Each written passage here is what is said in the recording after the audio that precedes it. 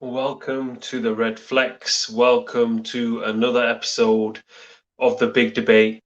We're going to be covering some very interesting topics, including all the fallout from the Liverpool versus Man United game. We're also going to be focusing on Van der Sar, Berbatov, Ole Gunnar Solskjaer, Bruno Fernandes, of course. A little bit of transfer news with the name that we all love, Jadon Sancho, in the build up to later on tonight, where we've got a massive game against Fulham. We win that game and we go top of the table. Just before we start this video, just a reminder for everybody, if you haven't already, make sure you like, comment, share, and subscribe to the Redflex. The Redflex is the only place for all Manchester United news, all Manchester United match reactions. And remember, we are exclusively inclusive at the Redflex. So if you want your opportunity to come on the Redflex, this is your global platform to express your views for Manchester United, your love for Manchester United. And you can do that, as I said, by sending us a DM on our Instagram at the Redflex official. We're also on various other social media platforms. So I want to get straight into today's video. As I said, we've got the lineup show that will be 1 hour before the Man United Fulham game, where you will get to know what the Man United teams are first, and you'll get that exclusively here on the Redflex. We will also be back for the halftime show. Myself and Zoom K will be dissecting all the latest kind of performances and how we're doing. And obviously we'll be back for the match reaction. So let's get into today's video. So firstly, Edwin van der Sar, even getting my V's and W's messed up there. Van der Sar, who is the director at Ajax at the moment, he's talked about Donny van der Beek's situation. Obviously, the situation for him is not ideal at the moment. Obviously, you've got Paul Pogba, who is in hot form right now, and we will need him tonight. We also obviously have Bruno Fernandes, which we will do a little bit more later on in the show about him. But obviously, his place is pretty much guaranteed. Obviously, McFred, Ole Gunnar Solskjaer's loyal combination. I would say they're ahead of Donny van der Beek. And I think the main reason why Donny van der Beek's situation is what it is because he's actually good at a number of positions. And that's kind of backfired on him at the moment. Obviously, I wouldn't say he's primarily a number 10 or a number 6 or even just a centre mid. He's kind of good in all positions. He can maybe even play from the left, the right. And I think at the moment, Man United are not, in terms of their development, in a position where they can play players in kind of hybrid positions. And especially the game against Liverpool was an example of that, where we're trying to go for specialist positions. And I know Paul Pogba played on the right-hand side, which wouldn't be a specialist position, I know. But because Paul Pogba is Paul Pogba and he is in hot form, I think Solskjaer wanted to try and find a position for him. But I think that was just a luxury position for Paul Pogba.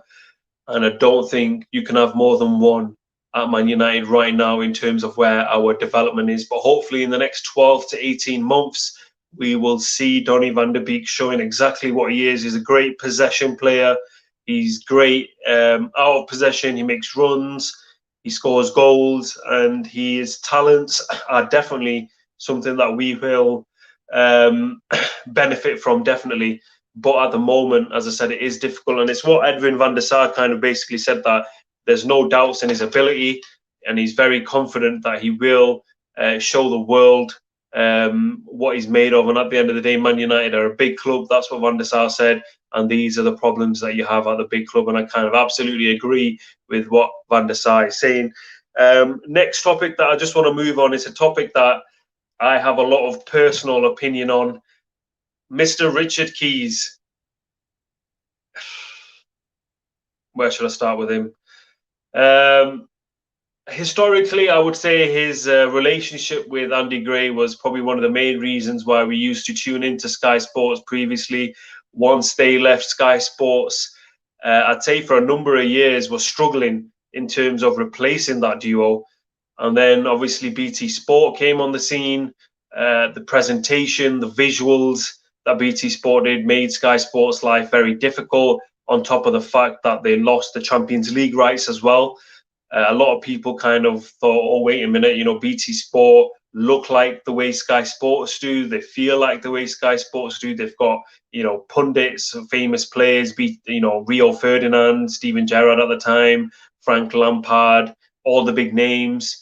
They've got Champions League football. And Sky Sports really struggled. So this has got nothing to kind of from personally, you know, towards Richard Keys, but I've got it written down because I wanted to get this right. I wanted to make sure that I've got this word for word. Richard Keys, following the United game, said Liverpool was scared going into the game and United let them off the hook, especially considering what people are going through. United have an obligation to entertain, and not many United fans would have watched the Liverpool game and felt like they were entertained. Now, this is anti-Manchester United propaganda at its best. This is what it's all about, and this is what I've been banging on about for the last few weeks. And I'm fed up. I'm fed up of this. You're not taking Man United in the context that they are right now. You're not taking You're just taking Man United for the name and the badge. And yes, Man United are the biggest club in the world.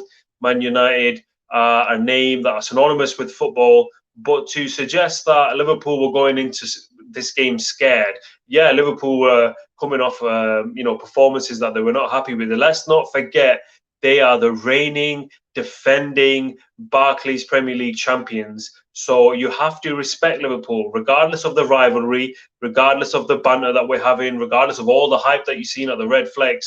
Let's not take it away. Liverpool are the Premier League champions, and they're the Premier League champions because they've deserved it. And their team hasn't changed an awful lot. It's just Virgil van Dijk. You know, regardless of what Klopp might tell you, and regardless of how the media might want to spin this, Liverpool have got a very, very strong team, and they are very, very capable. And to suggest that all of a sudden, 6-7 weeks ago, Man United were in the mire. Man United were on their knees.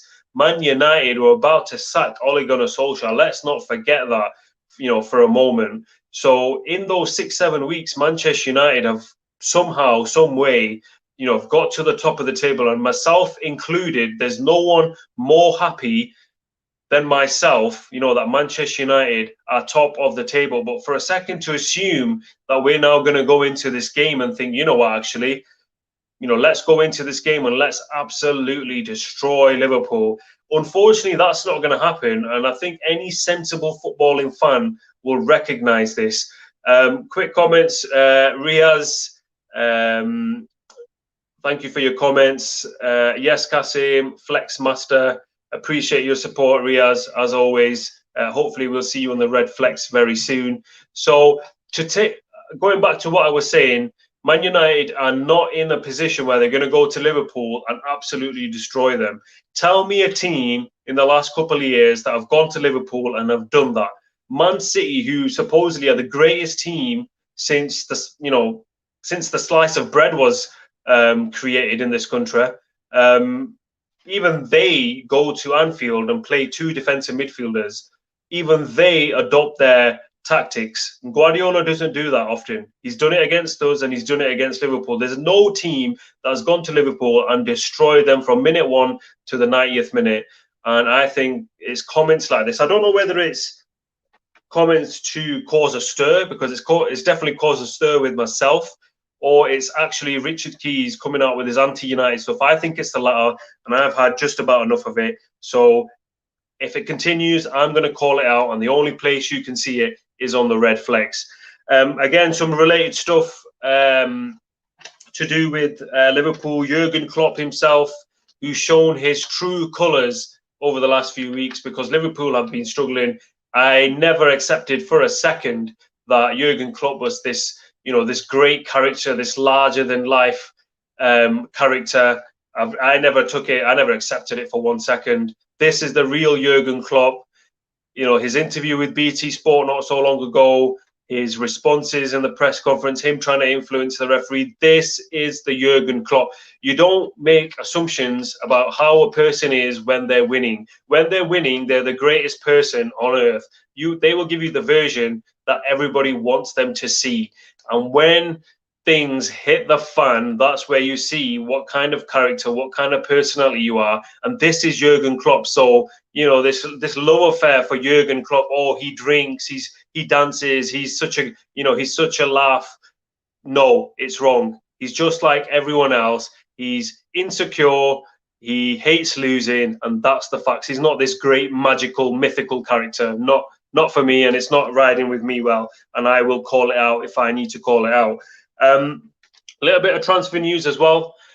Just before we carry on with that, a big reminder for everybody, if you haven't done so already, make sure you like, comment, share, and subscribe to the Redflex.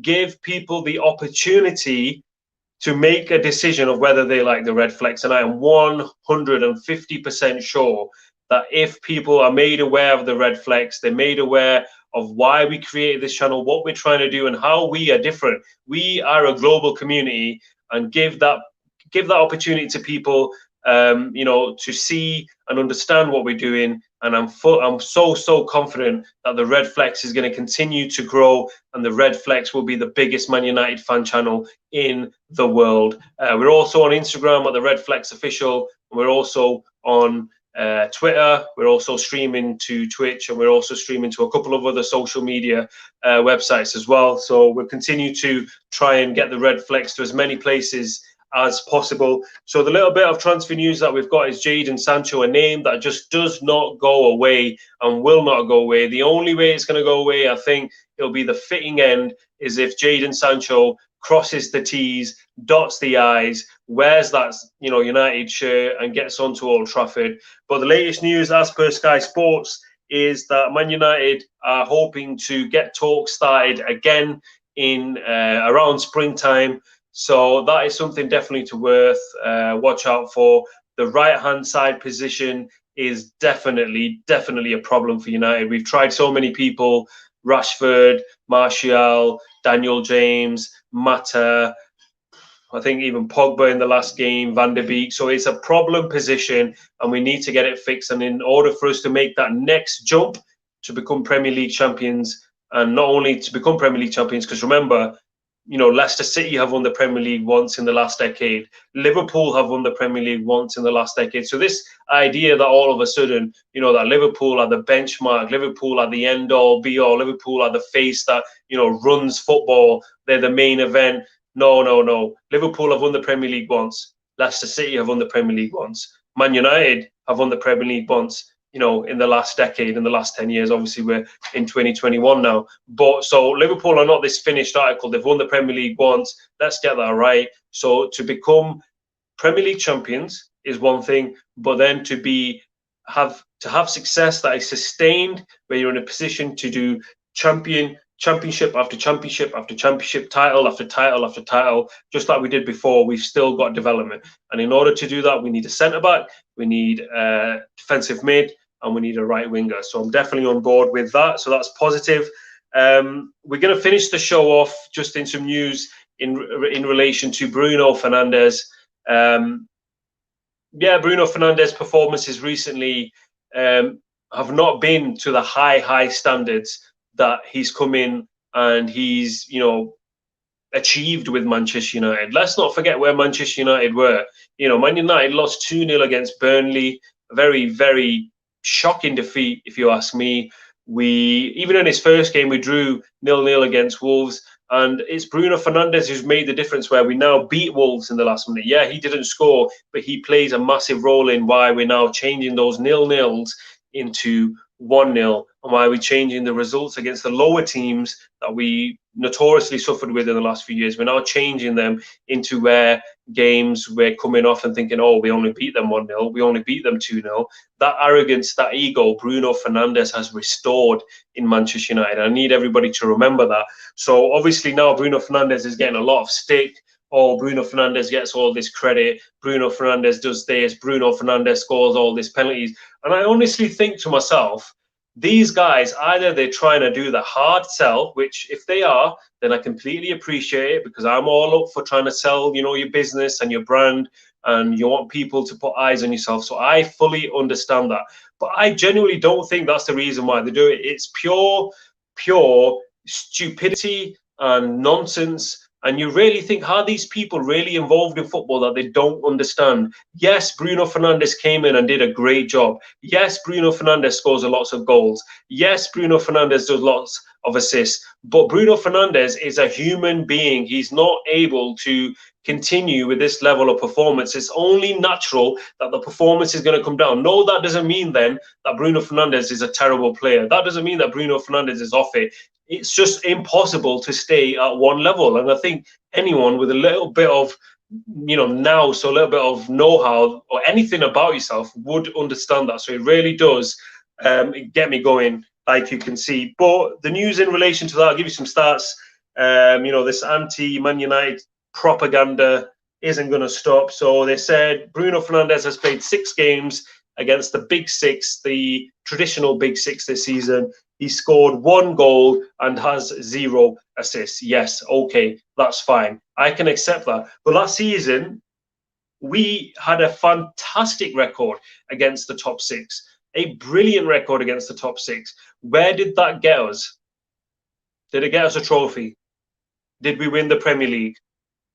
Did it give us the respect, you know, in the media, in the footballing circles?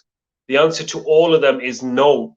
So if our record against the top 6 isn't as good as it last season, I'm absolutely fine with it. Yes, those games have a lot more narrative, a lot more storyline. They have a lot more emotion based in those games because they're the big games and they're getting hyped. And I understand that. But if we win the Premier League and our record stays the same, I am not bothered whatsoever.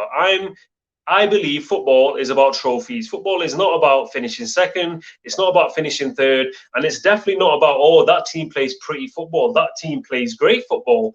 But 20 years down the line, when you look back at your career, it's about what have you won. That's what's the most important thing, is what have you won? Not about this little praise that you get from this little pundit, or they play great football. You know, no, it's not about that. It's about trophies. So I don't really care about our record against the top 6.